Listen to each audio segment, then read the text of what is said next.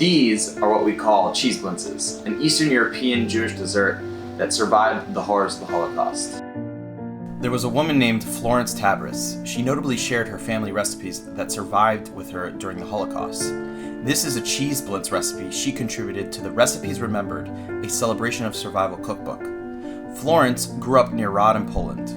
She went to school there, had friends there, and happily lived together with her grandparents, parents, brothers, and sisters. In 1939, the Nazis occupied her town. There were no formal ghetto walls set up, but the Jews had to remain in the center of town, where they lived. They could no longer work or sell their goods in the market. This crippled her father's shoemaking business. In 1942, the Nazis gathered the Jews of the town and sent many of them to Treblinka, a Nazi death camp. Sadly, Florence's parents, grandparents, brothers, and sisters were sent there. All of them perished except one of her sisters, who remained with her throughout the war. They were first sent to work in an ammunition factory. They were then sent to various concentration camps throughout the war, including Bergen-Belsen, Burgau, Turkheim, and Dachau. When they were struggling to find enough food to eat, she recalls dreaming about the foods she grew up with and helping her mother cook on Shabbos and holidays.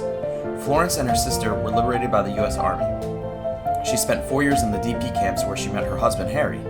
Her sister moved to Canada and she immigrated to the U.S. and ended up in the Bronx, where she started multiple businesses, had 2 daughters, and built a beautiful life in America. With a quick Google search, you can find some of her recipes online. L'chaim.